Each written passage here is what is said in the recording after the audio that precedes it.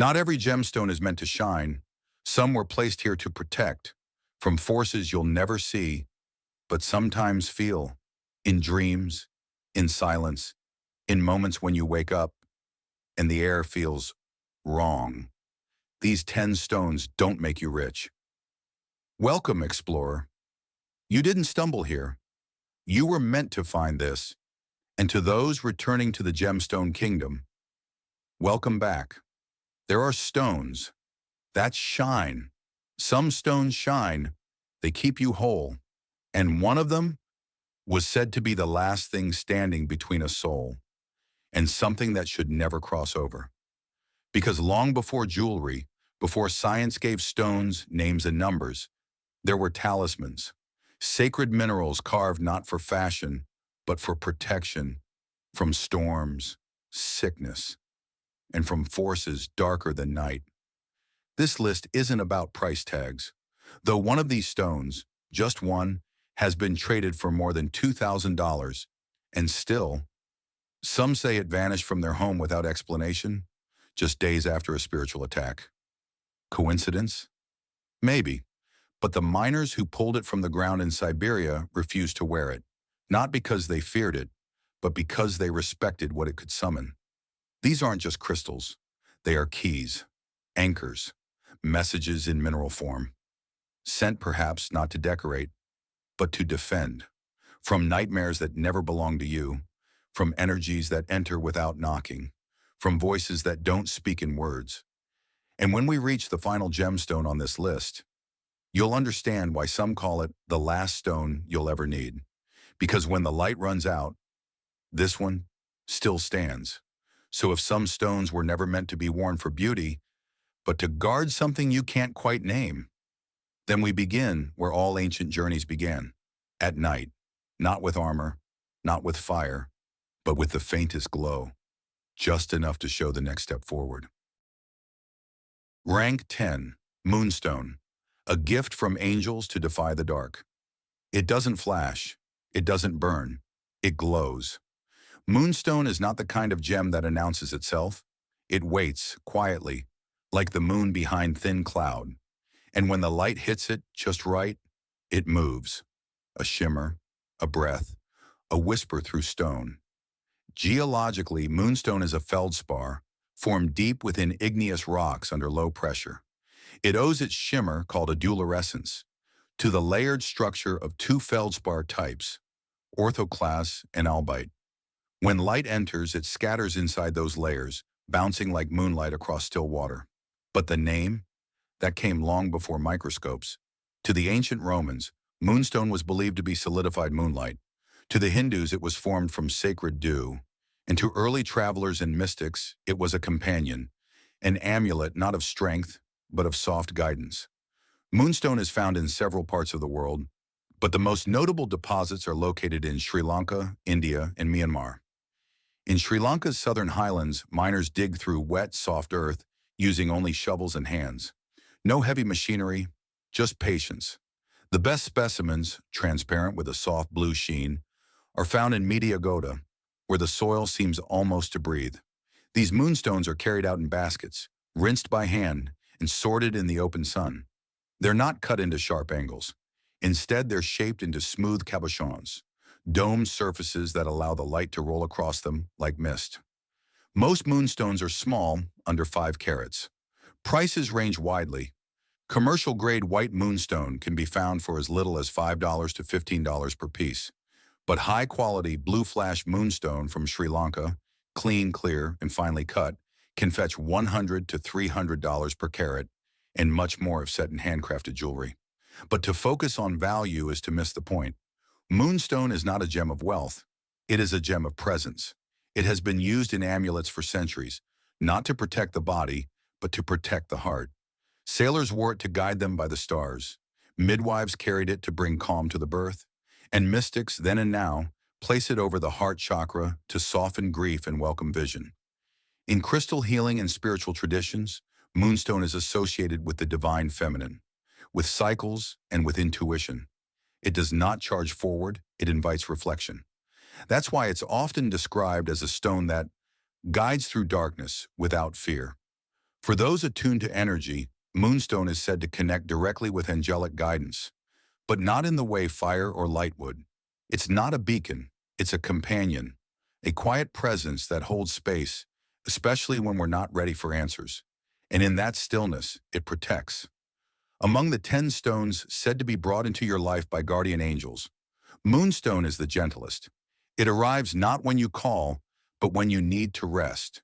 When your thoughts have become too loud, when the only thing that can protect you is silence. It teaches surrender, trust, rhythm. It reminds us that healing, like tides, comes in waves, and that light, when it's patient, can still reach even the darkest corners. In the world of fine jewelry, Moonstone is often set in silver, rose gold, or paired with diamonds, not for contrast, but to enhance its subtle voice.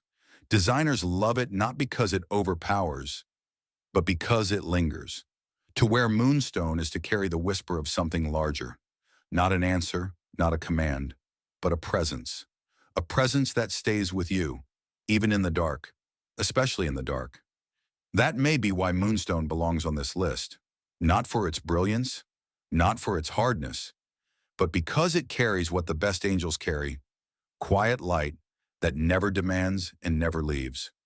Moonstone guides the feet. But what about the mind? Because even with light beneath you, the path above can still be dangerous. Old thoughts, false voices, attachments that wear the shape of wisdom, but it leads you into silence. That's why, in temples carved into mountain stone and tombs sealed for eternity, one crystal was always placed near the head, never the heart. It wasn't for love, it was for clarity. Rank 9 Amethyst, heaven's crown against the darkness. It was once worn only by royalty, set in crowns, goblets, rings, and relics, not for its price, but for its power. Amethyst has always held a place between worlds, between spirit and flesh, between shadow and clarity, between the crown and the ground beneath it. Geologically, amethyst is a variety of quartz, colored purple by traces of iron and natural radiation that have accumulated over millions of years. It forms in geodes, which are hollow cavities inside volcanic rock, where silica-rich fluids crystallize slowly, layer by layer over time. The deeper the purple, the higher the trace iron, and the more prized the gem. The world's finest amethyst comes from Uruguay, Brazil, and Zambia. In the Artigas region of northern Uruguay, massive geodes, some taller than a person, are cracked open like ancient eggs, revealing thousands of violet crystals shimmering inside. Miners here know what they are looking for. Not just any purple, but the royal violet. Deep, even, saturated, unclouded by brown or gray. When a geode produces those crystals, clear, sharp, glowing with internal light, it's not just a find. It's a blessing. In ancient Greece, amethyst was believed to prevent drunkenness, a stone considered spiritually sobering. The word itself comes from amethystos, meaning not intoxicated. But its power went far beyond wine. In early Christian Europe, bishops wore amethyst rings to signify spiritual clarity and authority without pride. In Tibet, it was linked to the Buddha of compassion. In medieval burials, it was placed over the heart or on the forehead, intended to protect the soul on its final journey. But even older than all that is its connection to light. In crystal healing and spiritual practice, amethyst is recognized as the stone of the crown chakra, the highest energy center in the body, associated with divine wisdom, guidance, and peace. It is not a fire. It is a violet flame, a frequency that transmutes fear, dissolves confusion, and invites higher understanding. That's why guardian angels are said to place amethyst in your path when you are overwhelmed, but seeking truth. When your mind spins, your heart races, but your soul knows there's a better answer waiting. Amethyst doesn't fix everything. It doesn't fight for you. It slows you down so you can finally hear the guidance already being whispered. Energetically, it's one of the most protective stones in the angelic family. Not aggressive, protective like a cathedral. Like a night sky clear enough to see stars through. Jewelry made from high-grade amethyst ranges from $20 to $50 per carat. Though stones from Uruguay or Siberia, when clean, deep, and well cut, can reach $100 or more per carat. However, like Moonstone before it, the value isn't in the price, it's in person. Amethyst is often worn over the heart, near the third eye, or in rings on the right hand, where it's said to help convert negative energies into clarity and grace. Monks meditate with it, travelers sleep near it, and mothers have passed it on as keepsakes, not for luck, but for strength without hardness. To the angels, amethyst is a beacon, not a flare, but a silent tower of light. It brings them closer, because it invites you to quiet the noise. It may not glow, but it resonates. And when your thoughts become heavy and your spirit feels thin, it reminds you you are not alone, and you never were. But even clarity has limits. Even a crown can be cracked if there's no sword to defend it. Because once the path becomes visible, the shadows notice. They move closer, they test what you've awakened, and when that happens, angels don't send armor. They send light, focused, unforgiving, sharp as will, forged not in fire, but in time, pure, untouched, uncompromising. Rank 8, Clear Quartz.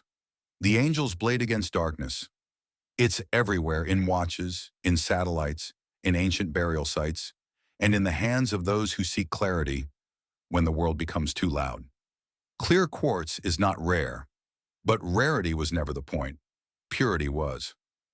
Geologically, clear quartz is silicon dioxide, SiO2, one of the most abundant minerals on Earth. But not all quartz is equal. The best clear quartz forms under intense heat and pressure, deep within igneous environments. It grows slowly, atom by atom, layer by layer, until it becomes something more than mineral, a lens. That's why the ancients didn't see it as a stone. They saw it as frozen light. In ancient Egypt, quartz was carved into ritual knives and used in burial masks. The Japanese called it tama, meaning perfect jewel. In Greek temples, spheres of quartz were used to focus sunlight during sacred rites. And across the Himalayas, elders placed it in the hands of the dead, so their spirit wouldn't forget the way home. Today, the purest quartz comes from Brazil, Arkansas, USA, and Madagascar. In Brazil's Minas Gerais region, entire mountain walls pulse with clear quartz veins, sometimes running for miles. In Arkansas, they rise from red clay, uncut and undisturbed, like bones of the earth reaching skyward. Some of these crystals are small enough to sit in your palm. Others, over a meter long, unbroken, perfectly formed, as if time itself were waiting to be held. But what gives clear quartz its place among the angelic stones is not its structure, but its function. It's known as the master amplifier. It doesn't just hold energy, it magnifies it. Intentions, emotions, frequencies. In spiritual traditions, clear quartz is seen as a bridge between worlds, the one stone that can be tuned to almost any purpose. Healing, protection, vision, prayer. When placed near other stones, it enhances their effects. When used in meditation, it clarifies thought.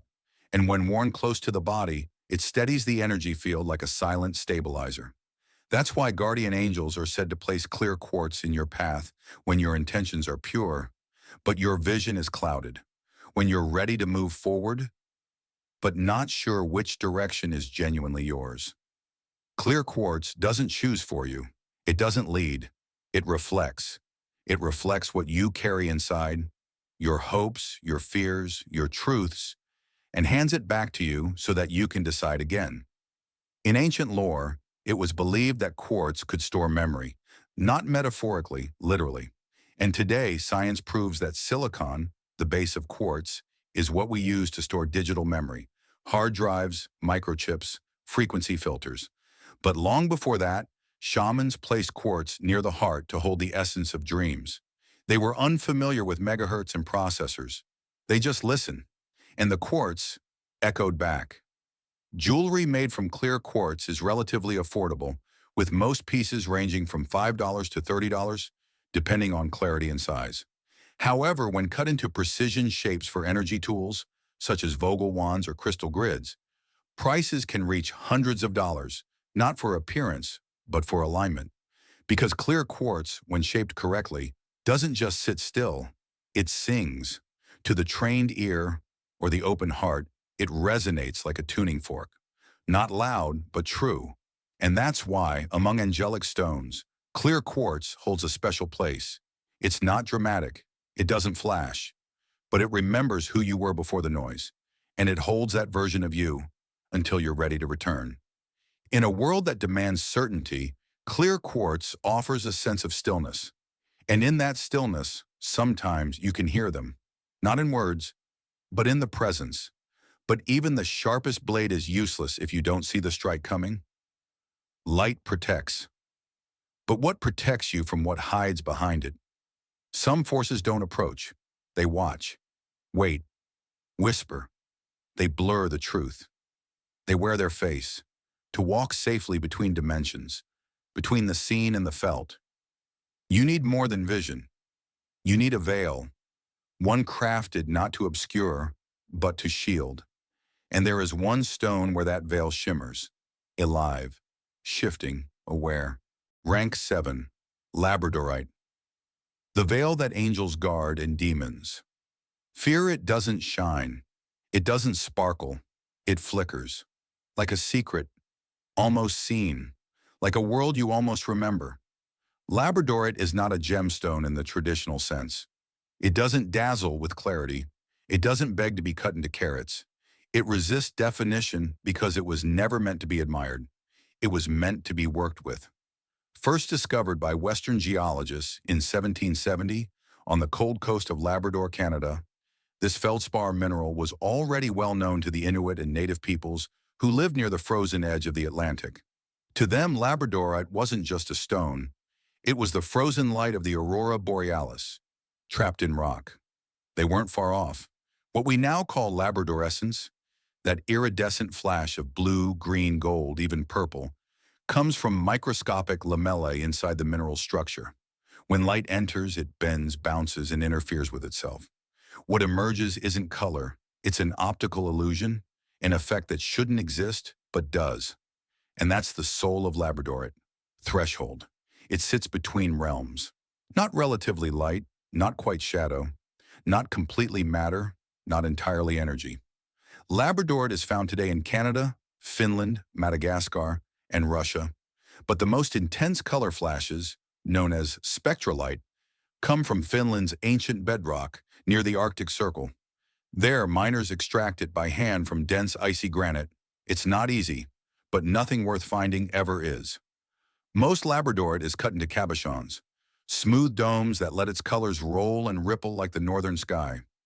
Gem-quality stones range in price from $5 to $50 per piece, although rare multicolor spectralites can reach $100 or more, especially when set in handcrafted silver or used as spiritual talismans.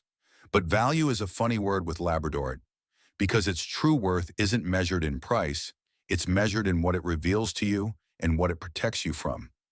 In spiritual traditions, Labradorite is known as the stone of the veil, the line between the seen and unseen. Shamans, mystics, and intuitives use it to protect the aura, strengthen the boundaries of the self, and ward off illusions. You don't wear Labradorite to feel love. You wear it to see clearly and not be deceived. That's why guardian angels are said to guide Labradorite into your life when you are awakening spiritually, but still vulnerable. When your light is growing, but you haven't yet learned how to shield it. Labradorite doesn't comfort. It doesn't soothe. It shields. It's the storm cloak, the dark mirror. The sword was drawn only when necessary, but within that storm is brilliance. To the angels, Labradorite is like a watchtower. It doesn't shout guidance, it sees ahead. It warns you when a choice feels off, when a room is heavy, when a smile hides something darker. And yet, it never forces, it lets you decide. Because protection is not control, it's awareness. Labradorite is not a beginner's stone. It doesn't fix anything, but it walks beside you as you start to remember who you are, beyond names, jobs, and fears. That is why it ranks among the most mystical stones associated with angels.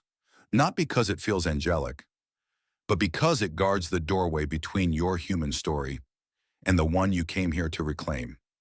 When worn near the throat or third eye, it's said to enhance psychic insight, dream recall, and spiritual foresight. When held in ritual, it helps cut through lies, especially the ones we tell ourselves. And when carried into darkness, it brings back the light, not like a torch, but like a sky clearing after a storm. Labradorite doesn't make you shine, it shows you how to shine without being consumed. When the veil between realms begins to thin, not all things are meant to cross. Labradorite stands guard at that threshold, a silent mirror between this world and what waits beyond.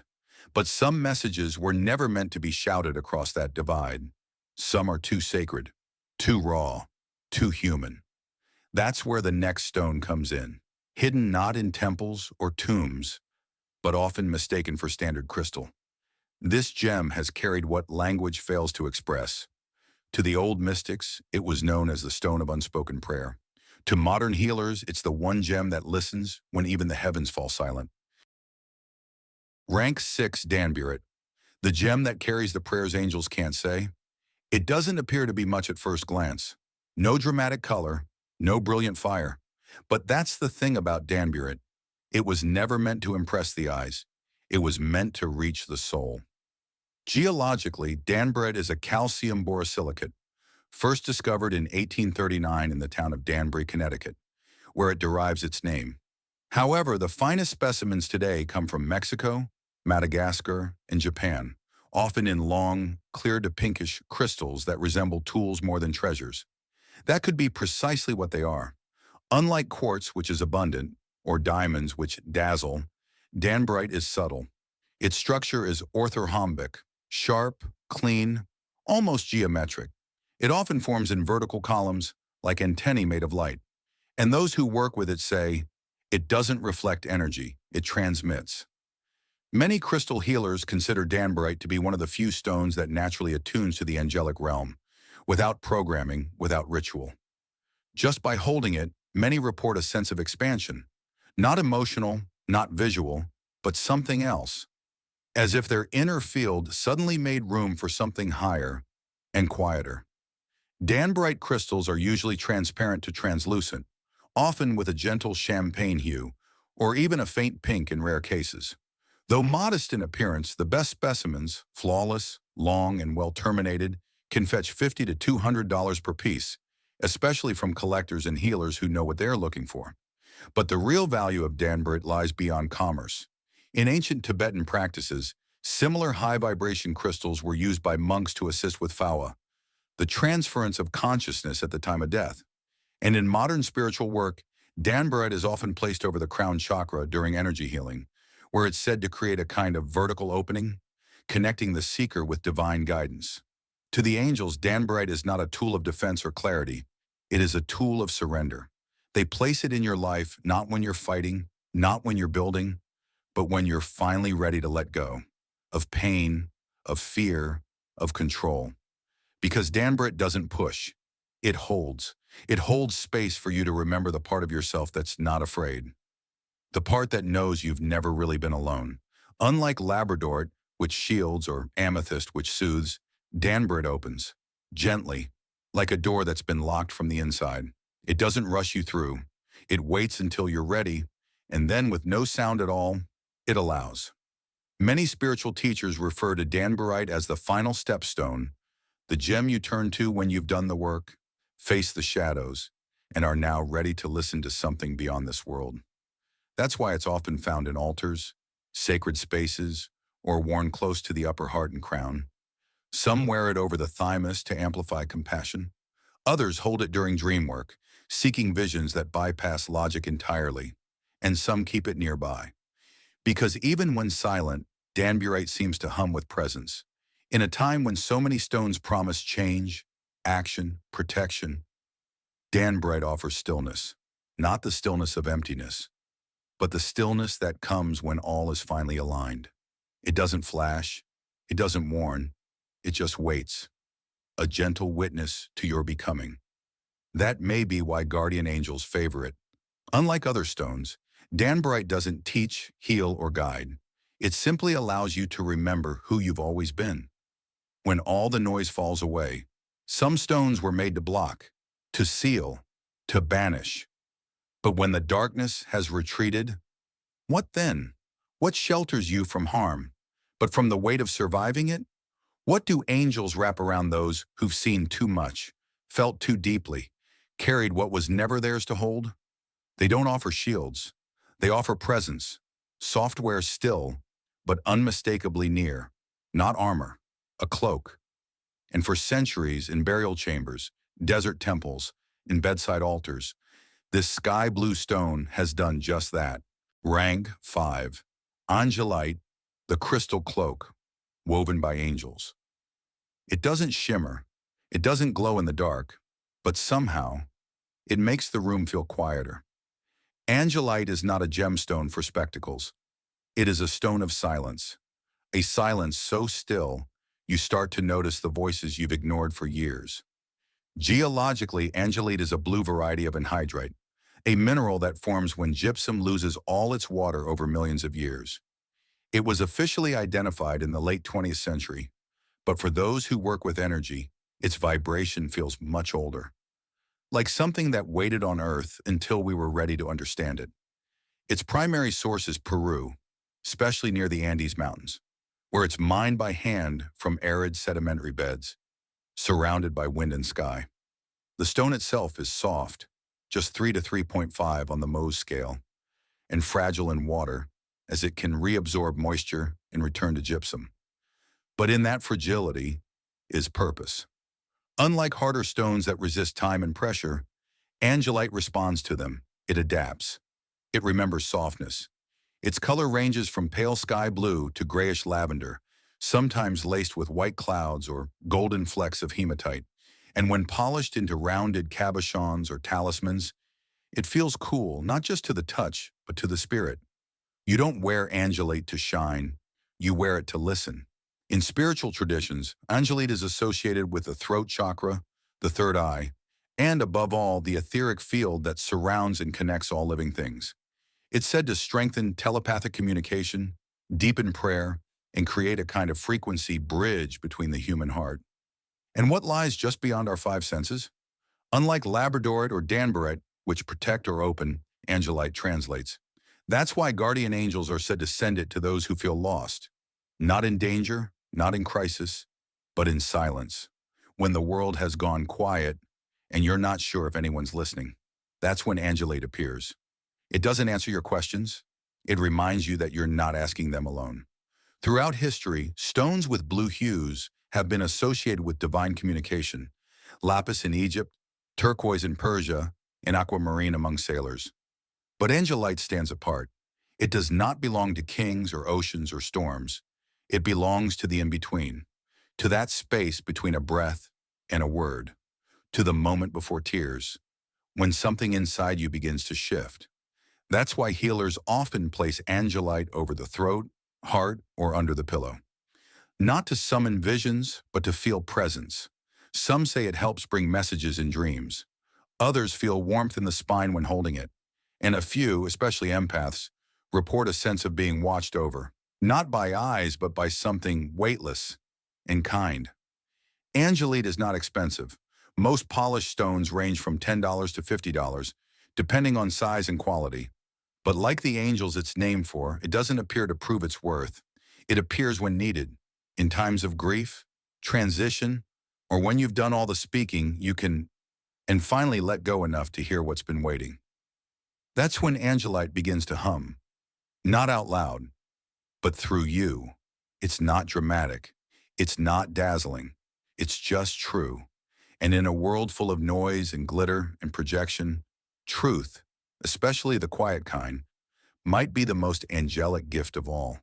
Some stones comfort, some stones protect, but a few, very few, don't arrive to guard you at all. They come to shatter everything you're not supposed to carry anymore, even if it means cracking the shell you've mistaken for yourself, because angels don't always whisper. Sometimes they collide with your life like a falling star. That's exactly what this stone is. Not born in Earth's quiet layers, but in the instant of impact, when fire met soil and destiny was melted into glass. Feared, revered, never ignored. Rank 4. Moldavite, the stone angels forged from a falling star. It wasn't born in silence. It didn't crystallize over time. It arrived, suddenly, with fire, with velocity, with purpose. Moldavite is not like other stones. It's not from deep inside the earth. It was delivered from above. Around 15 million years ago, a meteor, more than a mile wide, struck what is now the Czech Republic, near the Nördlinger Ries crater. The heat was so intense that the surface rock didn't just crack, it shattered. It vaporized. The surrounding silica-rich soil melted, launched skyward by the force of the impact, and then rained back down, cooled midair, as green glass. That's Moldavite, not crystal, not mineral, but tektite, a natural glass formed from cosmic trauma. And yet, despite its explosive origins, Moldavite has always been associated with something higher. Not destructive, but transcendent. The ancient Celts referred to it as the stone of the stars. In medieval Bohemia, it was carved into royal amulets believed to bring power and prophecy. In modern metaphysics, Moldavite is regarded as one of the most spiritually charged substances ever discovered on Earth. It's found almost exclusively in the Moldau River Valley of southern Bohemia. Miners do not blast or drill. They sift, through sand, through clay, searching for shapes that don't belong, curved, twisted, etched by fire and air. No two pieces are the same. Some are deep green, while others are olive or forest dark, often with a translucent quality. Most are under 10 grams, but each holds the trace of an impact that reshaped a continent. In today's market, Moldavite ranges from $15 per gram to over $100 per gram for museum-grade specimens. Faceted Moldavite in jewelry, especially when untreated, can fetch hundreds to thousands of dollars, particularly as sources become scarcer due to legal restrictions and conservation efforts. But the actual reason Moldavite ranks so high among angelic stones has nothing to do with value. It's about velocity. You don't choose Moldavite, it chooses you.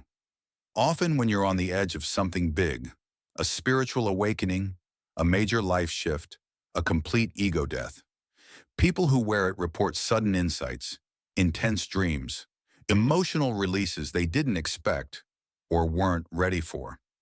That's why many spiritual teachers warn, Moldavite is not gentle, it doesn't soothe, it accelerates.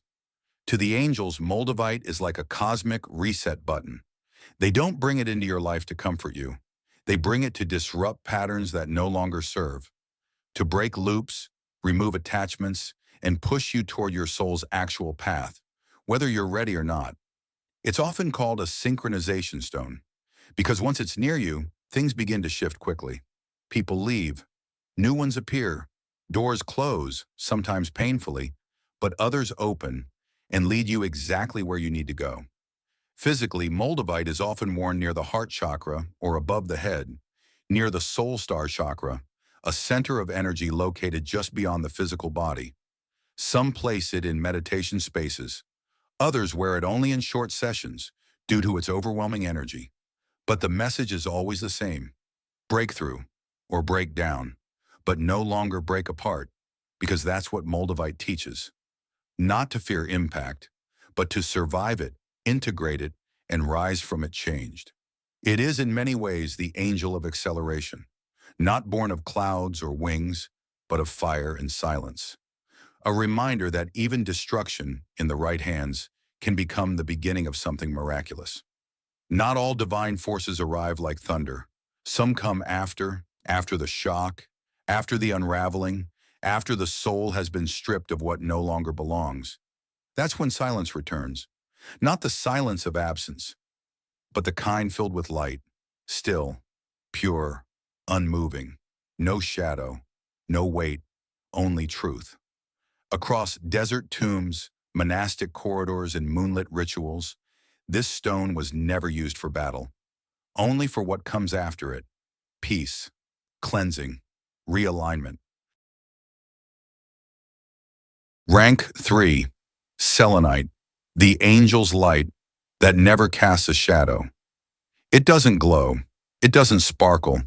It radiates quietly, like a breath through still air, like the moonlight that enters a room without ever needing to open the door. Selenite is not a stone that hides its secrets. It's a stone that clears. Named after Selene, the ancient Greek goddess of the moon, selenite is a crystal form of gypsum composed of calcium sulfate and water. But unlike common gypsum, selenite grows in long, luminous blades, translucent, ethereal, and impossibly light. The largest natural crystals ever recorded, up to 36 feet long, were found not in legends but beneath the Naka mine in Chihuahua, Mexico. Down in the Cave of the Crystals, where temperatures reached 136 degrees Fahrenheit, selenite columns stood like glowing swords, formed over 500,000 years in hot, mineral-rich waters. But most selenite you'll hold is far more delicate, soft, fibrous, and easily scratched with a fingernail. It can't be cleansed with water, because selenite is water's opposite. It's not for washing, it's for clearing. That's why energy workers across cultures and continents use it in one specific way: to cleanse the field of people, of rooms, of thoughts. Unlike quartz, which stores energy, or Moldavite, which shifts it, selenite erases noise, not through force, through frequency. Its vibration is so fine, so high, it's said to act like a natural tuning fork, resetting your energy body back to a neutral, peaceful state. That's why guardian angels are said to guide selenite into your life during moments of energetic overwhelm. When you've absorbed too much, given too much, or are you carrying emotions that aren't even yours? Selenite doesn't teach, it doesn't guard, it unburdens. It's often used to form wands, long, clear rods wave through the aura like a gentle breeze. Some build entire charging plates of selenite, laying other crystals on top to purify them, and others place it at thresholds, above doorways, under pillows, behind work desks, so the invisible dust of life doesn't settle too long. Spiritually, selenite is associated with the crown chakra and the soul star chakra, a gateway to divine light just beyond physical consciousness. It's the crystal most often linked to angelic communication, but not in symbols or visions, in clarity, in the feeling of peace that needs no explanation. Selenite carries no chaos, and it allows none. That's why, even though it's not rare, found in Morocco, Utah, Mexico, Greece, selenite holds a value beyond price. Most wands or towers cost between $10 and $60, but their effect, when real and uncoded, is something that resists numbers. It doesn't show you your future. It simply helps you stand in the present, unclouded. To hold selenite is to feel what it's like to release what you were never meant to carry. Grief that isn't yours, anger from the past, worry from a place you've never even been. And that, perhaps, is why angels move it into your hands. Because unlike other stones that give, selenite takes away. But only what you're ready to release. It's the eraser, the soft cloth, the moon's final whisper at the edge of night. And though it may never sparkle like a diamond or pulse like Moldavite, selenite offers something far rarer. Peace without condition, light without demand, presence without weight. No wonder so many spiritual teachers refer to it as liquid light in solid form. And no wonder, when the noise of the world finally gets too loud, this is the stone they reach for first. Selenite clears the space, but what fills it after isn't thunder or light. It's presence, not loud, not radiant, but unmistakably there, like the quiet breath of something watching over you without asking to be seen. Some stones don't protect by blocking. They protect by softening the air, by quieting the weight on your chest, by reminding you that not all silence is emptiness. And when you're alone, but need to feel otherwise, that's when this stone finds you. Rank 2, Celestite, the whisper that shields you from darkness. You don't hear it with your ears. You feel it in the space behind your ribs, that moment when everything stills and something inside whispers, you're not alone. That's the language of Celestite, software subtle, unmistakable. Its name comes from the Latin celestis, meaning celestial or of the heavens. And fittingly, few stones carry such a quiet sense of divine presence. Geologically, celestite is a strontium sulfate mineral, strontium sulfate 4, often found in sedimentary environments where minerals crystallize from evaporated seawater. But its appearance defies that dry history. Because when you look at true celestite, especially the kind mined in Madagascar or from geodes in Ohio, USA, you don't see Earth. You see the sky. The crystals are pale ice blue, sometimes with silvery flashes or soft white clouds within. They form in clusters, tiny towers of light reaching upward, as if frozen mid-prayer. And that's precisely how many describe their energy. Not forceful, not radiant, but receptive. Celestite doesn't give answers. It creates space for you to hear them. That's why angelic traditions revere it as a messenger stone. Not from the past, like a fossil, but from somewhere that exists outside of time. A frequency that's always been there, waiting for you to slow down enough to meet it. In healing and spiritual practice, celestite is associated with the throat chakra, the third eye, and above all, the angelic realm. It is said to facilitate clear communication, not with others, but with higher guides, with dreams, with intuition, with the divine blueprint behind the noise.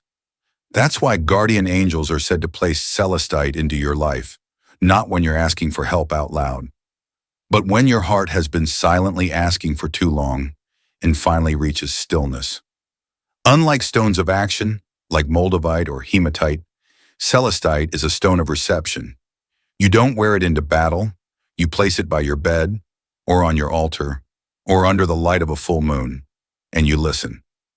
The best specimens originate from Madagascar, where deep, celestite-filled caves yield stunning blue clusters. Prices vary depending on clarity and size.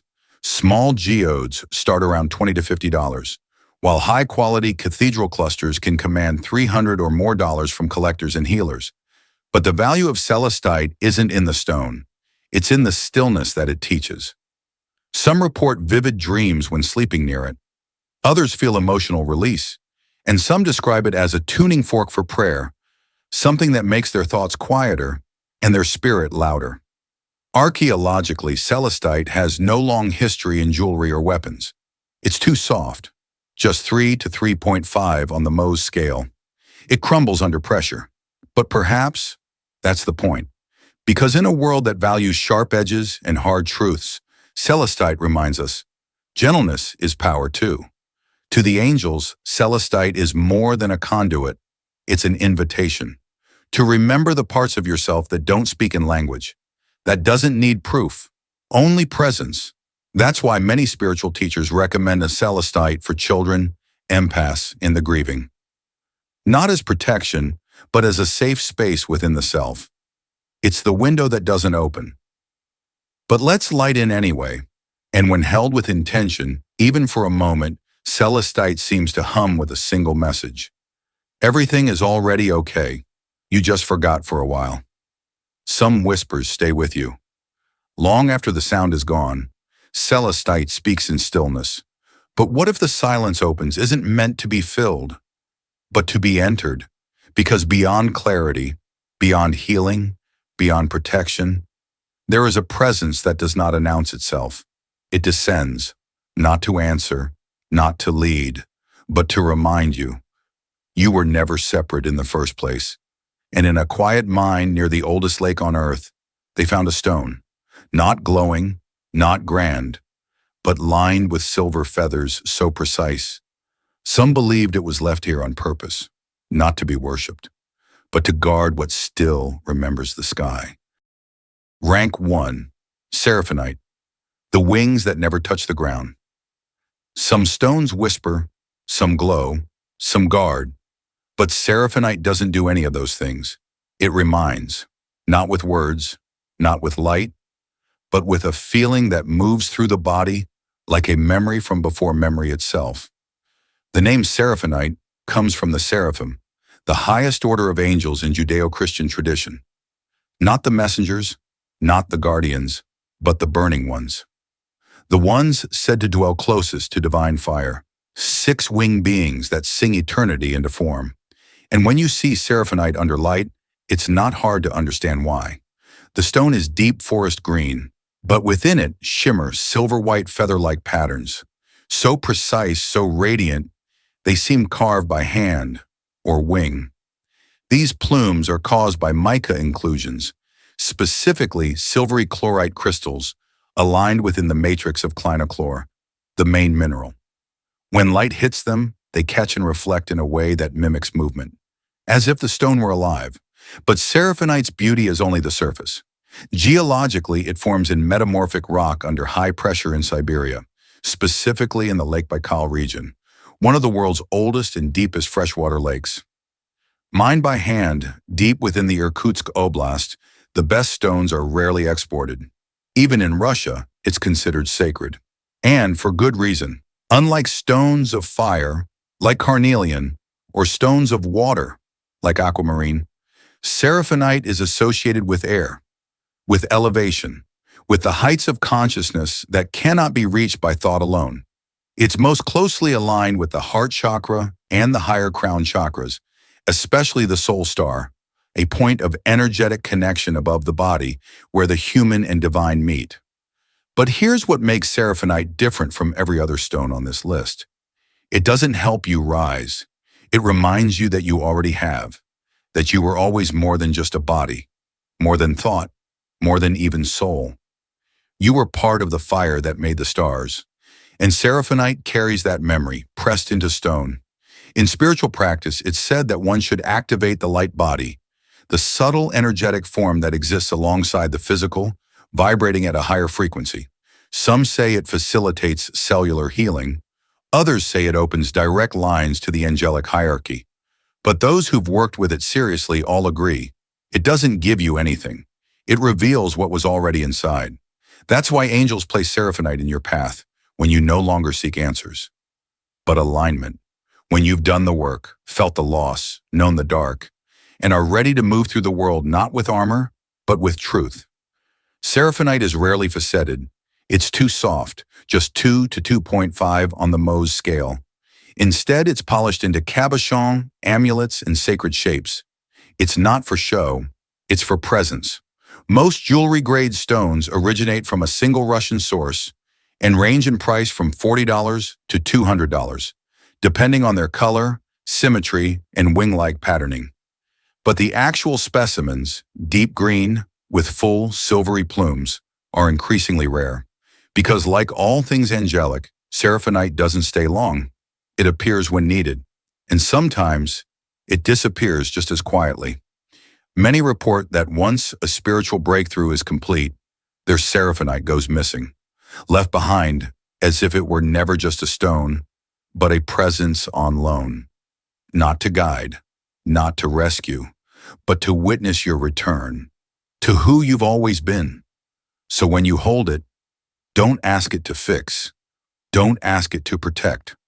Just listen, because Seraphinite doesn't carry wings. It is the wing, folded quietly within you until you're ready to rise without fear. If any of these stones found you today, it wasn't by accident. The world grows heavier, and the need for stillness, for protection, for light grows louder. But there was only one side of the story, because not all stones were gifted by angels. Some were born to burn, to sever, to tear through what no longer belongs, even if that means tearing through you. In our next video, we'll uncover the gemstones that don't protect, they purge, sacred, feared, uncontrollable. If you want to walk that path with us, subscribe, leave a like, and let us know in the comments. Which stone did you find today? Your support gives us the reason to keep digging deeper into the places most forget to look. Until next time, guard your light.